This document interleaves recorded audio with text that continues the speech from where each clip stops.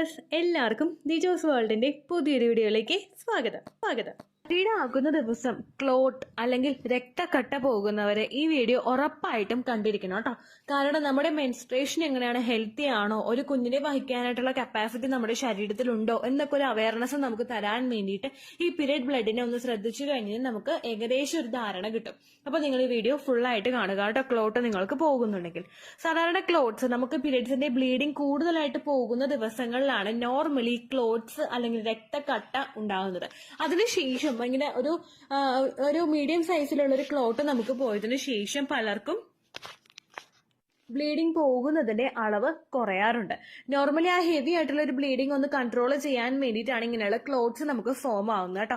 ജെല്ലിയില് type ഒരു discharge ആണ് ഈ ഒരു ക്ലോട്ട്സിൽ നമുക്ക് ഉണ്ടാവുന്നത്. കുട്ടികളുടെ ജെല്ലി നിങ്ങൾ കണ്ടിട്ടാവില്ലേ, അല്ലെങ്കിൽ നമ്മൾ കഴിക്കുന്നതാണെങ്കിലുള്ള ജെല്ലി ഉണ്ടാവുമല്ലോ, നമ്മൾ കയ്യിലെടുക്കുമ്പോൾ ഒന്നിങ്ങനെ അനങ്ങുന്ന ടൈപ്പ്, അങ്ങനെയുള്ള ഒരു ജെല്ലി ടൈപ്പ് ആയിരിക്കും ഈ ക്ലോട്ടിന്റെ ഒരു ഡിസ്ചാർജ്, ആ ഒരു ടെക്സ്ചർ എന്ന് പറയുന്നത് കേട്ടോ. മെയിൻ ആയിട്ടും ഇത് ശരീരത്തിൽ നിന്ന് വരുന്നത് നമ്മുടെ യൂട്രസിന്റെ ലൈനിങ് ഉണ്ടല്ലോ, എൻഡോമെട്രിയൽ ലൈനിങ്, അത് ഓരോ മാസവും നമുക്ക് പീരിയഡ്സ് വരുമ്പോഴേക്കും അത് ഷെഡായി പോകാറുണ്ട്.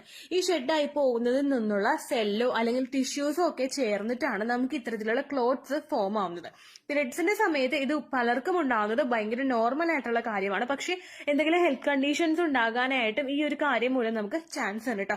അപ്പൊ ഇതിൽ നമുക്ക് എങ്ങനെയാണ് ഹെൽത്ത് കണ്ടീഷൻ ഉണ്ടാവുന്നത്, ഏതാണ് നോർമൽ ക്ലോട്ട്, ഏതാണ് അബ്നോർമൽ ആയിട്ടുള്ള ക്ലോട്ട് എന്ന് നമുക്ക് ഏറ്റവും ആദ്യം മനസ്സിലാക്കാം. ഏറ്റവും ആദ്യം നമ്മൾ ചിന്തിക്കേണ്ടത്, നിങ്ങൾക്ക് പീരിയഡ്സ് ആകുന്ന ദിവസം ക്ലോട്ട്സ് പോകുമ്പോഴേക്കും അതിന്റെ സൈസ് എത്രത്തോളം ആണെന്നുള്ള കാര്യമാണ്. നോർമലി നമ്മുടെ ഒരു ചൂണ്ടുവിരലില്ലേ, നമ്മുടെ ഇൻഡെക്സ് ഫിംഗറിന്റെ ഫസ്റ്റത്തെ ആ ഒരു വരയില്ലേ, ആ വരയുടെ അവിടം വരെയാണ് നിങ്ങൾക്ക് ഇത് പോകുന്നതെങ്കിൽ ഏകദേശം നമുക്ക് ഒരു ക്ലോട്ട് പോകുന്നത് നോർമൽ ആണെന്ന് മനസ്സിലാക്കാനായിട്ട് സാധിക്കും കേട്ടോ. അതായത് ആ ഒരു ഫുൾ പോർഷന്റെ ഒരു ഭാഗമായിരിക്കും നമുക്ക് പോകുന്നത്. അത്രയും ഒക്കെയാണ് പോകുന്നതെങ്കിൽ ഒരു പ്രശ്നമില്ല കേട്ടോ. പക്ഷെ അബ്നോർമൽ ആയിട്ടുള്ള ക്ലോട്ട് എങ്ങനെയാണെന്ന് വെച്ച് കഴിഞ്ഞാൽ നമുക്ക് ഈ കുറച്ച് വലിയ സൈസിലും പോകും, ഇടയ്ക്കിടയ്ക്ക് ഇത് പോകാനായിട്ടുള്ള സിറ്റുവേഷൻ ഉണ്ട്. അങ്ങനെയാണ് ഇത് പോകുന്നതെങ്കിൽ അത് അബ്നോർമൽ ക്ലോട്ട് ആവാനായിട്ട് ചാൻസ് ഉണ്ട്. അതുപോലെ ഭയങ്കര വലിയൊരു സൈസും ആയിരിക്കും കേട്ടോ. അടുത്തത് ഇതിന്റെ ഫ്രീക്വൻസി നമുക്ക് നോക്കാം.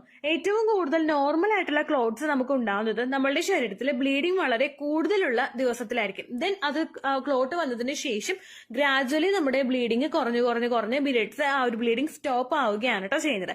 പക്ഷെ അബ്നോർമൽ ബ്ലീഡിംഗ് ആണ് നിങ്ങൾക്ക് ഉണ്ടാവുന്നതെങ്കിൽ കണ്ടിന്യൂസ് ആയിട്ട് നമുക്ക് ഈ ഒരു ഡിസ്ചാർജ് പോയിക്കൊണ്ടേയിരിക്കും. അതായത് ഓരോ തവണയും നമ്മൾ പീരിയഡ്സിന്റെ ആ ഒരു പാഡ് മാറ്റുന്ന സമയത്തോ അല്ലെങ്കിൽ കപ്പ് റിമൂവ് ചെയ്യുന്ന സമയത്തോ ബ്ലഡ് അങ്ങനെ ഒഴിച്ചു കളയുമ്പോഴേക്കും കുറെ ക്ലോട്ട്സ് കുറെ കട്ടിയിൽ തന്നെ അത് പോകാനായിട്ട് ചാൻസ് ഉണ്ട്. അങ്ങനെയാണ് നിങ്ങൾക്ക് പോകുന്നതെങ്കിൽ അത് അബ്നോർമൽ ആയിട്ടുള്ള ക്ലോട്ടാണ് കേട്ടോ. അടുത്തത് കളറാണ്.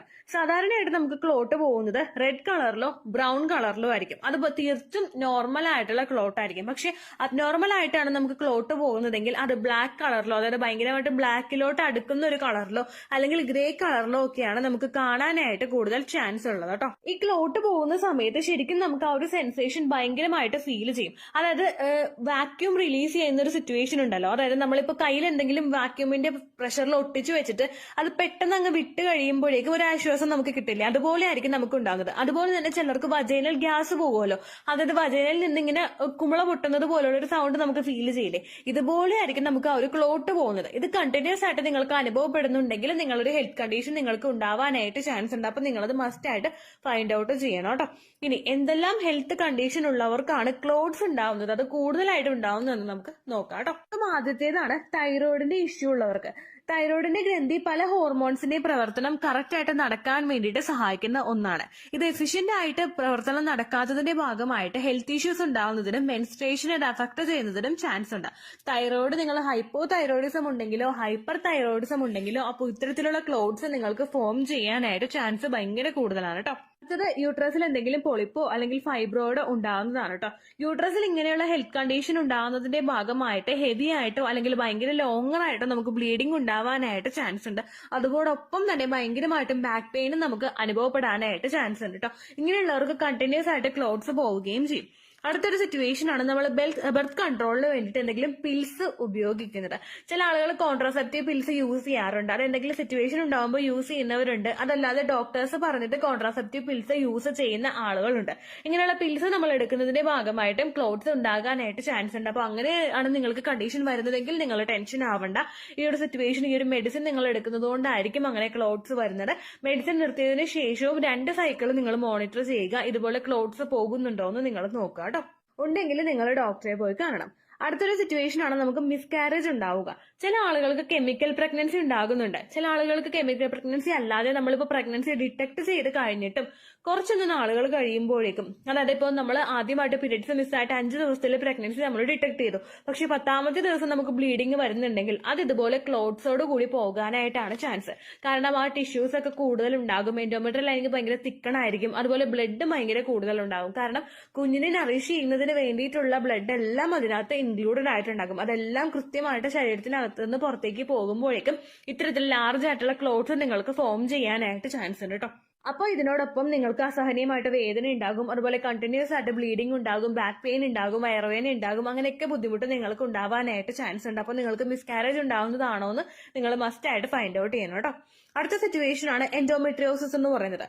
നമ്മുടെ ഒരു എൻഡോമെട്രിയൽ ലൈനിങ് യൂട്രസിന്റെ ക്യാവിറ്റിയിൽ നിന്നും, അതായത് പുറത്തായിട്ട് യൂട്രസിന്റെ ക്യാവിറ്റിയിൽ നിന്ന് പുറത്തായിട്ട് പോയി വളരുന്നതും, അതുപോലെ ഓവറീസിന്റെ ഭാഗത്ത് അല്ലെങ്കിൽ ഫലോപ്പിൻ ട്യൂബിന്റെ ഭാഗത്തൊക്കെ എൻഡോമെട്രിയൽ ലൈനിങ് ഗ്രോ ആകുന്ന സമയത്ത് പലർക്കും എൻഡോമെട്രിയോസിസ് എന്ന് പറയുന്ന ഒരു സിറ്റുവേഷൻ ഉണ്ടാവുന്നുണ്ട്. എൻഡോമെട്രിയോസിസ് ഉണ്ടാവുന്ന സമയത്ത് ശരിക്കും നമുക്ക് ആ ഒരു എൻഡോമെട്രിയൽ ലൈനിങ് കംപ്ലീറ്റ് ആയിട്ട് ടിഷ്യൂസ് ഒക്കെ റിമൂവ് ആയി പോകണമെന്നില്ല. അങ്ങനെ വരുന്ന സമയത്ത് ഭാവിയിൽ നമുക്ക് ഹെൽത്ത് കണ്ടീഷൻ ഉണ്ടാവുന്നതിനും ഇത് ഇൻഫെർട്ടിലിറ്റി ആയിട്ട് മാറാനായിട്ടും ഒക്കെ ചാൻസസ് ഭയങ്കര കൂടുതലാണ്. എൻഡോമെട്രിയോസിസ് ഉള്ള ആളുകൾക്കും അബ്ഡോമൻ പെയിൻ ഭയങ്കര കൂടുതലായിരിക്കും. വേദന എന്ന് പറയുമ്പോൾ പീരിയഡ്സ് ആകുന്ന ദിവസം നമുക്ക് പെയിൻ കില്ലർ 1 or 2 എടുക്കാതെ പോലും ഇരിക്കാൻ പറ്റാത്ത സിറ്റുവേഷനും ഒരുപാട് ബ്ലീഡിംഗ് പോകുന്ന സിറ്റുവേഷനും ഇത്തരത്തിൽ എൻഡോമെട്രിയോസിന്റെ കണ്ടീഷനിൽ നിങ്ങൾക്ക് ഉണ്ടാകാനായിട്ട് ചാൻസ് ഉണ്ട് കേട്ടോ. അടുത്തതാണ് PCOD അല്ലെങ്കിൽ PCOS എന്ന് പറയുന്ന ഒരു കണ്ടീഷൻ. പോളിസിസ്റ്റിക് ഓവറിയൻ സിൻഡ്രോം ആയാലും പോളിസിസ്റ്റിക് ഓവറിയൻ ഡിസീസസ് ആയി കഴിഞ്ഞാലും അത് നമ്മുടെ ഓവറീസിനെ അഫക്ട് ചെയ്യാനായിട്ട് ചാൻസ് ഉണ്ട്. ഓവറീസിൽ മെച്യൂർ അല്ലാത്ത കുറച്ചധികം ഫോളിക്കൽസ് വളരുന്ന സിറ്റുവേഷൻ ആണിത്. ഇങ്ങനെ വരുന്ന സമയത്ത് പലരുടെയും പീരിയഡ്സിനെ അത് അഫക്ട് ചെയ്യാനായിട്ട് ചാൻസ് ഉണ്ട്. പലർക്കും ഇറഗുലർ ആയിട്ടുള്ള മെൻസ്ട്രേഷനും അതുപോലെ ഹെവി ആയിട്ടുള്ള ബ്ലീഡിങ്ങും ഉണ്ടാകാനായിട്ട് ചാൻസ് ഉണ്ട്. ചിലർക്ക് ഒരു മാസത്തിൽ 2 തവണയും ബ്ലീഡിംഗ് ഉണ്ടാകാനായിട്ട് സാധ്യത വളരെയധികം കൂടുതലാണ്. PCOD ഉള്ള ആളുകളെ ഏറ്റവും ആദ്യം അവർക്ക് ഈ ഒരു ബുദ്ധിമുട്ടുണ്ടെന്ന് മനസ്സിലാക്കുന്നത് അവരുടെ മെൻസ്ട്രേഷനിൽ വരുന്ന വ്യത്യാസങ്ങൾ കൊണ്ടാണ്. ഇറഗുലർ ആയിട്ട് മെൻസ്ട്രൽ സൈക്കിൾ പോകുന്നതും നമുക്ക് ഒട്ടും തന്നെ ട്രാക്ക് ചെയ്യാൻ പറ്റാത്ത രീതിക്ക് മെൻസ്ട്രേഷൻ മാറുന്നതും ഉണ്ടെങ്കിൽ, അങ്ങനെ ഒരു മാറ്റവും നിങ്ങൾക്ക് കാണുന്നുണ്ടെങ്കിൽ അത് PCODയുടെ ഒരു ലക്ഷണമാണ്. അപ്പോൾ PCOD ഉള്ള ആളുകൾക്കും ഇത്തരത്തിൽ ബ്ലഡ് പോകുന്ന സമയത്ത് ക്ലോട്ട്സ് ഉണ്ടാകാനായിട്ട് ചാൻസ് ഉണ്ട് കേട്ടോ. ഇങ്ങനെയുള്ള ക്ലോട്ട്സ് നിങ്ങൾക്ക് കാണുന്നുണ്ടെങ്കിൽ നിങ്ങൾ മസ്റ്റ് ആയിട്ട് ആ ഒരു സിറ്റുവേഷനെ ട്രീറ്റ് ചെയ്യാനായിട്ട് നിങ്ങൾ നോക്കുക. നോർമലി പോകുന്നത്, അതായത് ഒരു 1/4 ഭാഗമൊക്കെയാണ് നമുക്ക് ക്ലോട്ട്സ് പോകുന്നത്, അത് 1 or 2 ദിവസം മാത്രമേ നമുക്ക് കാണുന്നുള്ളൂവെങ്കിൽ നമുക്കതിന് മെഡിക്കൽ അറ്റൻഷൻ വേണ്ട ആവശ്യമില്ല. അതല്ലാതെ നിങ്ങൾക്ക് പോകുന്നുണ്ടെങ്കിൽ നിങ്ങൾ മസ്റ്റ് ആയിട്ട് ഡോക്ടറെ കാണാം. കാരണം ഈ ഓരോ സിറ്റുവേഷനും നിങ്ങളെ കൊണ്ടുചെന്ന് എത്തിക്കുന്നത് ഇൻഫെർട്ടിലിറ്റിയിലോട്ടാണ്. തൈറോയ്ഡ് കൂടി കഴിഞ്ഞാൽ നമുക്ക് ഓവുലേഷൻ സ്റ്റോപ്പ് ആവാനായിട്ട് ചാൻസ് ഉണ്ട്. ഫൈബ്രോയിഡോ പൊളിപ്പോ ഉണ്ടായി കഴിഞ്ഞാൽ അത് പ്രഗ്നൻസി അഫക്ട് ചെയ്യാനായിട്ട് ചാൻസ് ഉണ്ട്. മിസ്കാരേജ് റെക്കറന്റ് ആയിട്ട് വരുന്നുണ്ടെങ്കിൽ അതും നിങ്ങളുടെ ഫെർട്ടിലിറ്റി അഫക്ട് ചെയ്യാനായിട്ട് ചാൻസ് ഉണ്ട്. എൻഡോമെട്രിയോസിസും PCODയും നമ്മൾ നോർമൽ ആയിട്ട് ട്രീറ്റ്മെന്റ് കൊടുത്തിട്ടില്ലെങ്കിൽ അതും നിങ്ങളുടെ ഫെർട്ടിലിറ്റിയെ അഫക്ട് ചെയ്യാനായിട്ട് ചാൻസ് ഉണ്ട് കേട്ടോ. അപ്പൊ നിങ്ങൾ മസ്റ്റ് ആയിട്ട് നിങ്ങൾ നോക്കുക. ഒരു മെൻസ്ട്രൽ സൈക്കിളിൽ നിങ്ങൾക്ക് ഇതുപോലെ ക്ലോട്ട്സ് വരുന്നുണ്ടെങ്കിൽ അടുത്തൊരു മെൻസ്ട്രൽ സൈക്കിളും കൂടി നിങ്ങൾ കൃത്യമായിട്ട് മോണിറ്റർ ചെയ്യുക. അതും നിങ്ങൾക്ക് ഇതേപോലെ തന്നെ ക്ലോട്ട്സ് വരുന്നുണ്ടെങ്കിൽ 3ാമത്തെ മെൻസ്ട്രേഷന് വേണ്ടിയിട്ട് നിങ്ങൾ വെയിറ്റ് ചെയ്യേണ്ട, ഡോക്ടറെ പോയി കാണാനായിട്ട് മസ്റ്റ് ആയിട്ട് നിങ്ങൾ ശ്രദ്ധിക്കുക കേട്ടോ. ഇത്രയേ ഉള്ളൂ വീഡിയോ. യൂസ്ഫുൾ ആയി കാണുമെന്ന് വിശ്വസിക്കുന്നു. യൂസ്ഫുൾ ആവുന്നുണ്ടെങ്കിൽ ലൈക്ക് ചെയ്യുക, ഫ്രണ്ട്സിനൊക്കെ ഷെയർ ചെയ്ത് കൊടുക്കുക കേട്ടോ. എന്തെങ്കിലും സംശയം ഉണ്ടെങ്കിൽ നിങ്ങൾ കമന്റ്സിൽ ചോദിക്കുക. പണ്ടത്തെ വീഡിയോയ്ക്ക് കമന്റ്സ് ഇടുന്നവർക്ക് റിപ്ലൈ ലഭിക്കുന്നില്ലെങ്കിൽ ലേറ്റസ്റ്റ് ആയിട്ട് ഞാൻ ഏത് വീഡിയോ ആണ് അപ്ലോഡ് ചെയ്യുന്നത് അതിന് താഴെ കമന്റ് ഒന്ന് കോപ്പി പേസ്റ്റ് ചെയ്യാനായിട്ട് ശ്രദ്ധിക്കുക കേട്ടോ. അതുപോലെ ഓവുലേഷൻ ഡേറ്റ് കാൽക്കുലേറ്റ് ചെയ്ത് തരാനായിട്ട് റിക്വസ്റ്റ് ചെയ്യുന്ന ആളുകൾ എത്രയാണോ സൈക്കിൾ ലെങ്ത് അത് മെൻഷൻ ചെയ്യാനായിട്ട് ശ്രദ്ധിക്കുക. സൈക്കിൾ ലെങ്ത് എന്നതുകൊണ്ട് ഉദ്ദേശിച്ചത് ഓരോ മാസവും എത്ര ദിവസം കൂടുമ്പോഴാണോ ബ്ലീഡിങ് വരുന്നത് അതാണ് സൈക്കിൾ ലെങ്ത്. കഴിഞ്ഞ മാസം ഒരു 8ാം തീയതിയാണ് ബ്ലീഡിംഗ് ആയതെങ്കിൽ ഈ മാസം 6ാം തീയതിയാണ് ബ്ലീഡിംഗ് ആയതെങ്കിൽ കഴിഞ്ഞ മാസം 8ാം തീയതി മുതൽ ഈ മാസം 6ാം തീയതി വരെ എത്ര ദിവസമുണ്ടോ അത് കാലണ്ടറിൽ എണ്ണി തിട്ടപ്പെടുന്നതാണ് നിങ്ങളുടെ സൈക്കിൾ ലെങ്ത്. സൈക്കിൾ ലെങ്ത് നമ്മൾ കൃത്യമായിട്ട് കാൽക്കുലേറ്റ് ചെയ്യുകയാണെങ്കിൽ ഓവുലേഷൻ ഡേറ്റ് എളുപ്പത്തിൽ കണ്ടുപിടിക്കാൻ വേണ്ടിയിട്ട് ഒരുപാട് ആപ്ലിക്കേഷൻസും ഒരുപാട് ഓൺലൈൻ ആയിട്ടുള്ള വെബ്സൈറ്റുകളും ഇന്ന് നമുക്ക് അവൈലബിൾ ആണ്. പ്ലേ സ്റ്റോറിൽ പോയിട്ട് ഓൺലൈൻ ഓവുലേഷൻ ട്രാക്കർ എന്ന് ടൈപ്പ് ചെയ്ത് കഴിഞ്ഞാൽ നിങ്ങൾക്ക് അതുമായിട്ട് ബന്ധപ്പെട്ടിട്ടുള്ള ആപ്ലിക്കേഷൻസ് കിട്ടും. അത് പറ്റുന്നില്ല എങ്കിൽ ഗൂഗിളിൽ പോയിട്ട് ഓൺലൈൻ ഓവുലേഷൻ കാൽക്കുലേറ്റർ എന്ന് ടൈപ്പ് ചെയ്ത് കഴിഞ്ഞാൽ അതുമായിട്ട് ബന്ധപ്പെട്ടിട്ടുള്ള വെബ്സൈറ്റുകൾ നിങ്ങൾക്ക് കിട്ടും. അതിൽ നിങ്ങളുടെ ലാസ്റ്റ് മന്തിലെ മെൻസ്ട്രേഷന്റെ ഡേറ്റും ഒപ്പം ഞാൻ ഈ പറഞ്ഞ രീതിക്ക് നിങ്ങൾ കാൽക്കുലേറ്റ് ചെയ്യുന്ന സൈക്കിൾ ലെങ്ത്തും എൻ്റർ ചെയ്ത് കൊടുക്കുകയാണെങ്കിൽ നിങ്ങൾക്ക് കൃത്യമായിട്ട് ഓവുലേഷൻ ഡേറ്റ് കണ്ടുപിടിക്കാനായിട്ട് സാധിക്കും.